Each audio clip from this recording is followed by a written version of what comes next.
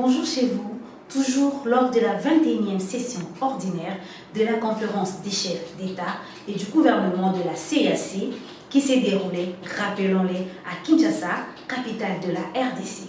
Nous avons eu l'honneur d'interviewer le docteur Honoré Tabouna, commissaire de la CAC et chef de département de l'environnement, ressources naturelles, agriculture et du développement rural. Suivez.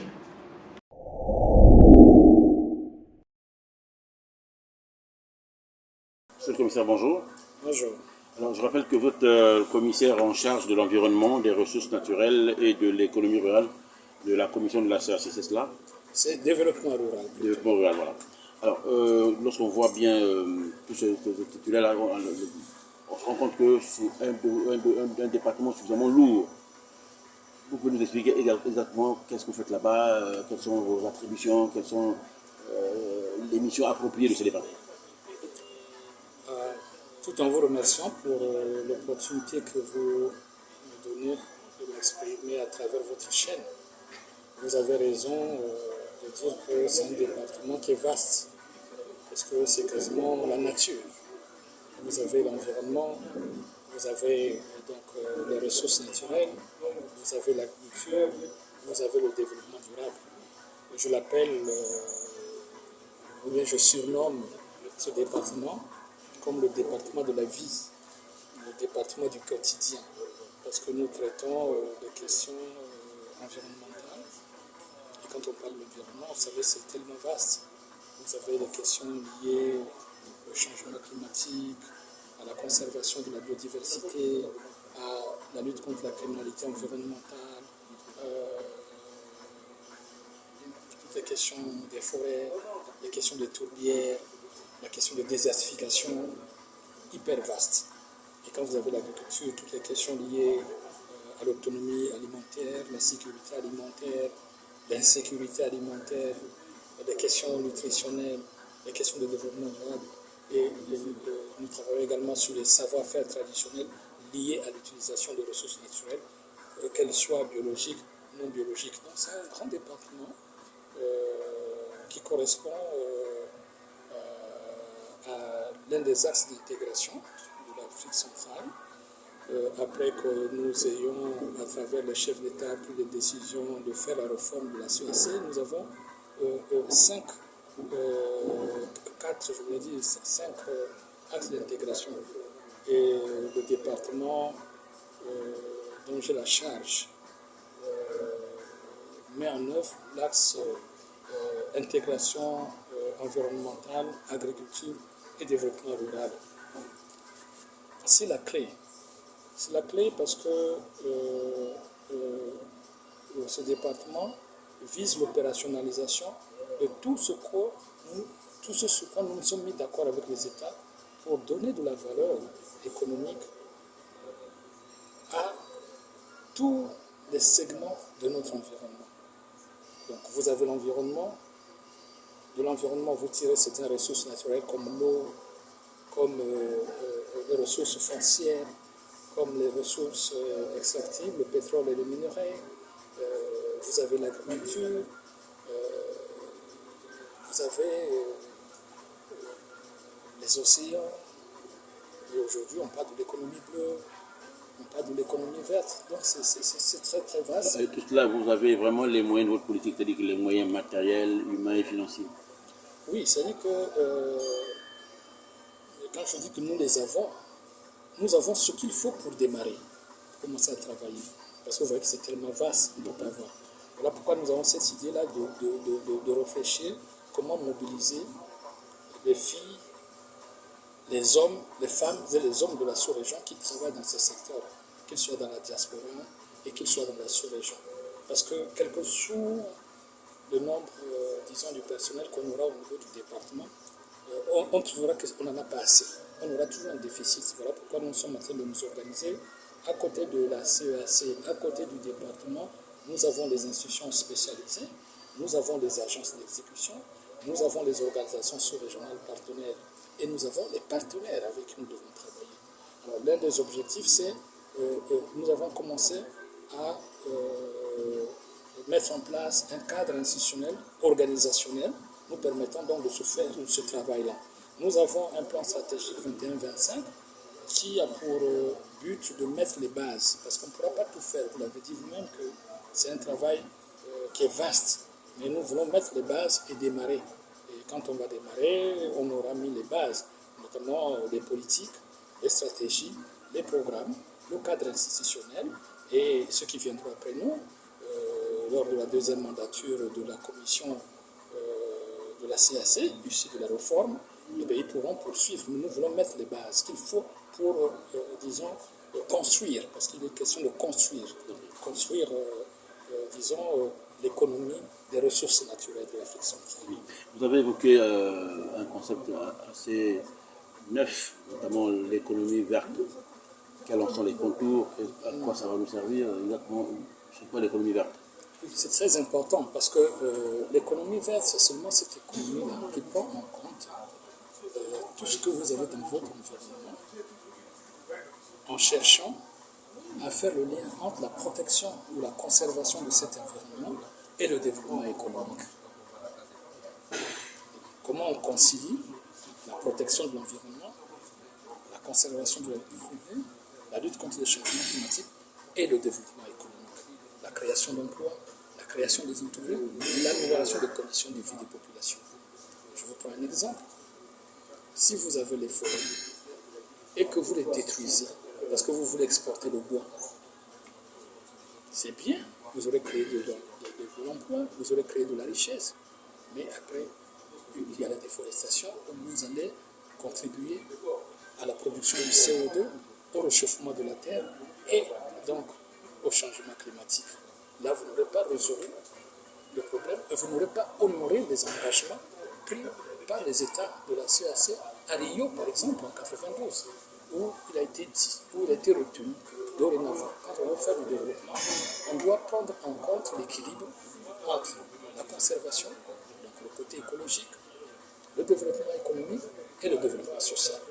Donc, l'économie verte, pour nous, au niveau de la CAC, c'est développer toutes ces activités qui nous permettent à la fois de protéger l'environnement et de faire du développement économique, créer des richesses. Donc si demain, par exemple, nous avons des plantes alimentaires qui nous intéressent, qui sont encore à l'état spontané, au lieu de les exploiter en les sortant directement des forêts et aller sur les marchés, nous devons faire de la domestication, par exemple.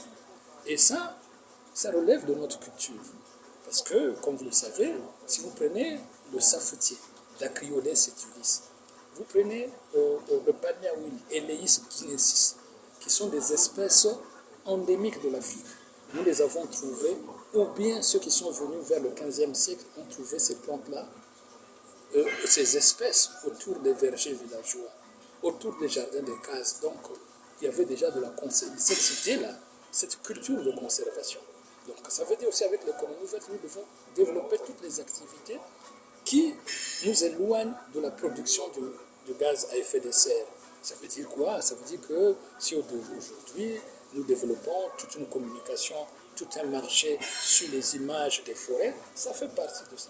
Donc, tout ce que nous avons l'habitude de faire dans nos traditions fait partie de l'économie verte. Et la chance qu'on a encore, c'est le fait que nous sommes des pays moins industrialisés et nous allons donc travailler de façon qu'on ait un modèle qui va tout faire pour produire moins de gaz à effet de serre. Donc, pour bien parler moins de gaz. Mais pour expliquer ça à la grand-mère, au grand-père qui est au village ou au quartier, se dit sûrement que dorénavant, ce qu'on avait toujours fait, en transformant les chenilles par exemple, en transformant les vers de palmier, ça c'est des activités qui rentrent dans le cadre.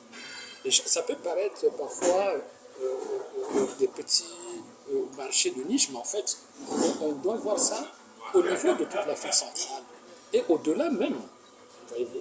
Donc, nous n'avons pas de choix que de faire de l'économie verte.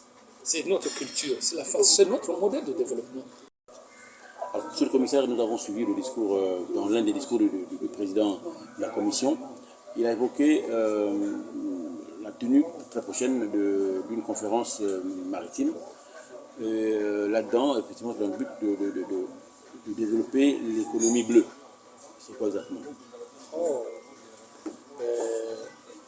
Là encore, c'est une opportunité pour nous l'Afrique centrale, nous étant membres de la CEAC, de développer, de donner de la valeur à deux types d'écosystèmes que nous avons. Les écosystèmes aquatiques terrestres, donc les fleuves, les marigots, les lacs, les chutes d'eau, et les écosystèmes marins. Nous avons 3000 km de côtes. Donc comment on peut développer une économie autour de ça? Comment tous les services qu'offrent ces écosystèmes-là peuvent trouver ou bien peuvent recevoir une valeur économique hyper importante qu'il en est le cas aujourd'hui. Vous voyez, vous avez le fleuve Congo. Comment développer toutes les activités autour du fleuve Congo? C'est de l'économie bleue. Comment développer les activités des lacs? C'est l'économie bleue. Comment développer la pêche? Comment développer la navigation fluviale, la navigation maritime, les zones de construction navale? C'est ça l'économie bleue. Nous avons longtemps négligé. Mais aujourd'hui, avec l'économie bleue, nous avons là une opportunité de développer tout ce que nous avons d'aquatique, de marin dans notre sous-région. Vous savez que l'Afrique centrale abrite le premier réseau hydrographique. Alors, mais la valeur économique qu'on donne à ça, elle est faible. Donc avec la stratégie de développement de l'économie bleue, nous irons plus loin que ce que nous faisons aujourd'hui. Aujourd'hui, si je vous pose la question, si on a une filière de développement de l'aquaculture, elle est encore faible. Tous les poissons qui sont dans le fleuve Congo devraient déjà alimenter toute la chaîne de valeur de l'aquaculture, ce qui n'est pas le cas aujourd'hui. Si nous cherchons des entreprises de construction navale, on n'en a pas de ferrons.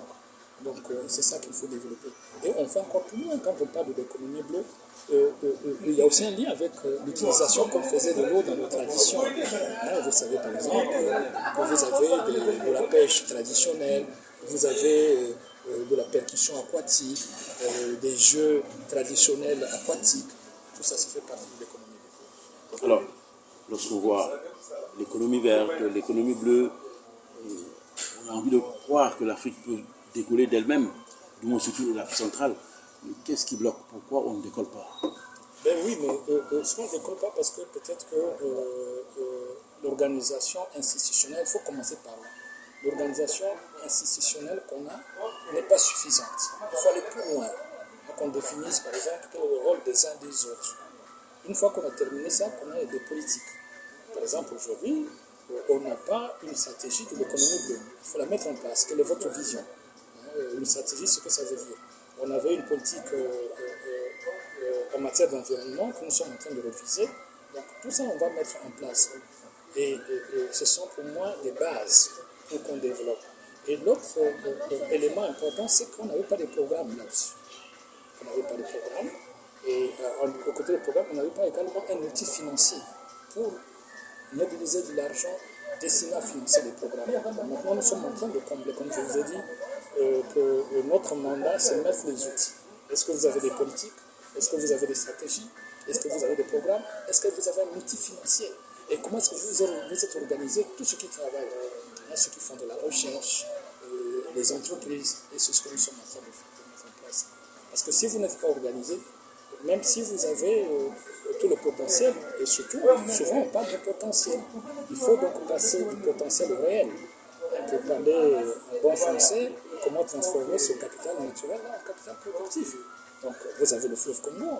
Est-ce que vous êtes journaliste, est-ce que vous avez entendu parler de l'économie du fleuve Congo? Où il y a des gens qui se sont rencontrés, qui ont travaillé sur les marchés, par exemple, riverains du fleuve Congo, qui sont retrouvés pour parler de toutes les entreprises qui font de la navigation, quelle que soit la taille. Donc, nous avons là un univers de l'économie bleue qui existe. Notre but aujourd'hui, c'est de donner plus de valeur, organiser, mettre un peu de la mobilité. Et ça, c'est ce qu'on sait faire. Donc, on a des programmes, on a la stratégie, on a la politique, on a le fonds, on a maintenant le fonds bleu avec nous. Alors, nous allons donc travailler dans ce sens. Et le fait qu'on ait aussi un département dont j'ai la charge, c'est pour coordonner toutes ces activités en travaillant donc avec nos institutions spécialisées, nos agences d'exécution et les réseaux des entreprises qui s'occupent des ports, les réseaux des armateurs. Voilà, donc on a besoin de tout. Donc, une fois qu'on a l'organisation, on a ces programmes-là, on peut alors parler s'envole. Justement, votre département également à l'agriculture comme domaine de travail. Pourquoi aujourd'hui on ne parvient pas à l'autosuffisance alimentaire alors qu'on sait que l'Afrique centrale, nous avons les forêts, nous avons l'eau, nous avons tout ce qu'il faut pour que nous puissions manger à notre faim. Pourquoi on ne parvient pas à arriver à l'autosuffisance alimentaire? C'est ça. Donc, ce sont des faiblesses qui nous intéressent. Parce que quand vous identifiez les faiblesses, vous avez parlé de force. Le potentiel que nous avons en termes de terres arables, en termes de conditions agroécologiques. Maintenant, il faut passer à l'opérationnalisation de tout ça. Vous savez, aujourd'hui, nous importons près de 80% de nos produits alimentaires de base. Donc, il faut rapidement corriger cette situation. Voilà pourquoi le département est là. Nous commençons donc par la politique agricole commune qu'on est en train de réviser pour qu'elle donne des orientations, pour qu'elle soit le support de la vision de l'Afrique centrale sur entre autres, ces questions. Et après, nous avons le cadre institutionnel, qu'on sache qui fait quoi. Parce que souvent, on a aujourd'hui une agriculture familiale. À côté de l'agriculture familiale, il y a une agriculture un peu moderne, industrielle qui commence à se mettre. Donc, il faudrait organiser tout ce monde-là et à côté de ça, les programmes. Parce que je vous dis qu'aujourd'hui, la CAC a été créée en 1983, mais la CAC n'a jamais eu un programme de développement, par exemple, de la sécurité alimentaire. On a parlé de certains programmes, mais sur le terrain. Donc, il faut changer la façon de faire. Et donc, c'est ce que nous sommes en train de faire, poser les bases pour justement faire de telle sorte que ce potentiel que vous avez décrit soit maintenant transformé en quelque chose de réel, que nous commençons donc à accéder. Voilà pourquoi dans le cadre du sommet, nous avons, en saisissant l'opportunité que nous offre la crise russo-ukrainienne, et combinée à celle que nous avons connue, la crise sanitaire, et si vous ajoutez aussi les conflits qu'on a dans la sous-région qui poussent les populations à se déplacer, vous avez les changements climatiques qui poussent également les populations à quitter leur terre ou bien à avoir moins de productivité. Et donc nous sommes en train de mettre en place, nous venons de faire adopter le plan d'urgence, le plan régional d'urgence pour la gestion de la sécurité alimentaire. Et là, c'est une réponse conjoncturelle. Mais nous devons avoir un cadre structurel pour la gestion. Donc, à côté de ce plan régional qui est vraiment un plan d'urgence, nous allons élaborer la stratégie. Donc, vous voyez, par exemple, nous sommes là depuis 1960, on n'avait jamais une stratégie sur la réponse. Donc, ce sont des choses auxquelles on n'avait pas pensé. Nous avons commencé à réaliser certaines activités sans avoir de stratégie, sans avoir de politique. Alors, ce sont des faiblesses, vaut mieux tard que jamais. Nous sommes en train de le corriger, nous sommes là pour le faire et nous allons le faire parce que nous aurons des programmes, par exemple, sur toutes les chaînes de valeur des produits qui nous intéressent. On doit avoir, à côté, par exemple, sur les questions de maïs, on doit avoir un programme sur la banane, on doit avoir un programme sur la banane. Et ce sont des programmes qui doivent être des programmes à caractère permanent pour sortir un peu des traditions qui nous poussaient à avoir des caractères à durée déterminée. Donc là aussi, il y a des travaux à faire avec les partenaires pour qu'on comprenne, qu'on mutualise nos efforts et surtout qu'on ait une vue commune. C'est parce qu'il faudrait qu'on ait une vue commune. Et quand on parle du développement agroalimentaire, de quoi l'on parle? Entre les États, la commission de la CAC et les partenaires. Parce qu'aujourd'hui, si les États, les chefs d'État nous interrogent, il y a la CAC, il y a les partenaires, il y a des ONG internationales. C'est la question que vous avez posée. Comment vous expliquez? Nous avons travaillé, mais cela veut dire que ce que nous avons fait est insuffisant. Donc il faut aller plus loin, on se retrouve, avoir la même vision, définir là où nous voulons partir. Et nous avons pris conscience, nous avons présenté tout ce que je suis en train de vous dire. C'est inscrit dans le plan stratégique indicatif à moyen terme de la CAC 2021-2025 qui a été adopté par les chefs d'État. Donc toutes ces questions sur l'économie bleue, comment opérationnaliser, toutes les questions sur l'opérationnalisation de l'économie verte, toutes les questions sur l'opérationnalisation et l'accélération, disons, de la sécurité alimentaire pour que nous sortons un peu de l'insécurité alimentaire et de la dépendance alimentaire. C'est déjà inscrit dans le plan stratégique qui a été adopté le 27 novembre 2020 par le chef d'État. Donc la mission qui est la nôtre au niveau de la commission, notamment au niveau du département, c'est coordonner toutes les activités en la matière pour atteindre les objectifs fixés par le chef d'État.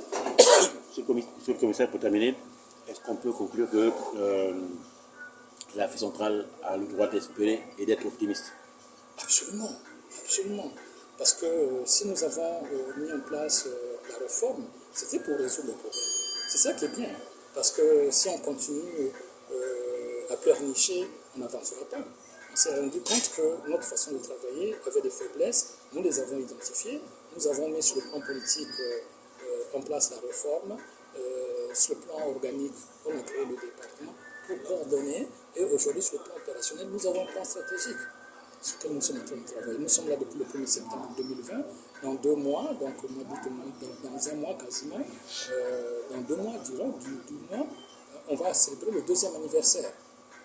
2e anniversaire, et nous sommes persuadés qu'au terme de notre mandat, on aura mis en place ce qu'il faut pour que toutes ces faiblesses-là qu'on a constatées au niveau des infrastructures, pour mes collègues, au niveau du département, au niveau du commerce, on pourra vraiment déjà avancer. Parce que ce qui est important, c'est d'avoir mis en place toute l'architecture qui nous amène vers le développement. Parce que si vous n'avez pas une vision, si vous n'avez pas un cadre institutionnel organisé, et vous allez refaire les mêmes choses, vous allez monter des activités sans pourtant qu'on sache où est-ce que vous allez, quel est le but que vous voulez atteindre.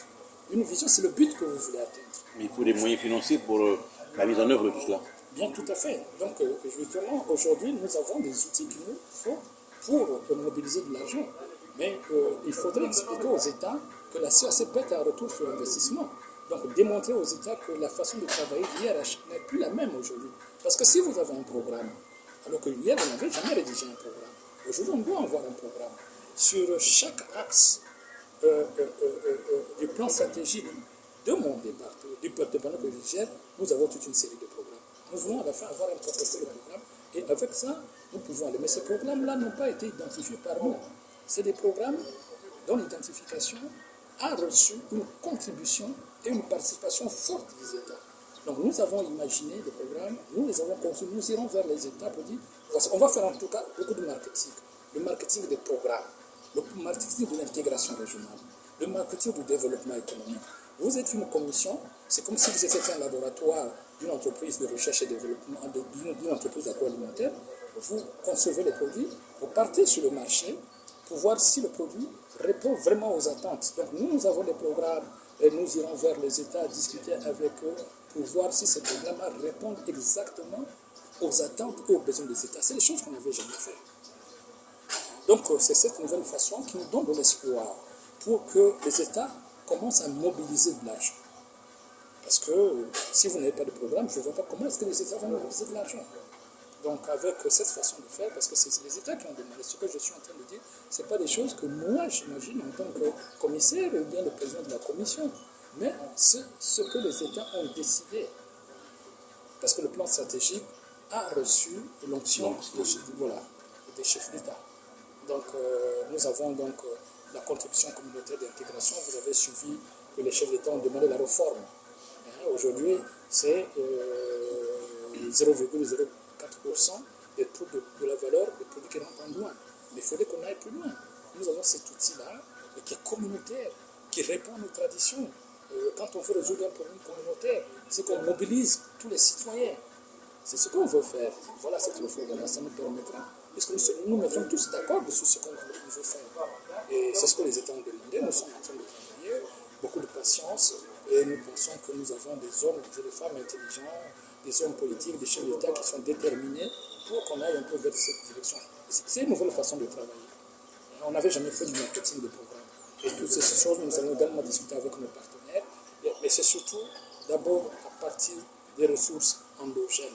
Et de plus en plus, le président de la commission, au niveau de la CAC, avec les États, nous devons réfléchir. Parce qu'il faut faire quelque chose. Si on ne peut pas rester comme ça. Vous ne pouvez pas avoir le plus massif forestier tropical en termes de séquestration de carbone et que vous ne soyez pas une puissance sur cette question. Vous ne pouvez pas avoir le premier réseau hydrographique que vous n'ayez pas une puissance en énergie hydroélectrique. Alors, donc, ce sont ces paradoxes-là qu'il faudrait résoudre. Et nous sommes là pour travailler pour qu'on Monsieur le commissaire, merci. C'est moi qui vous remercie.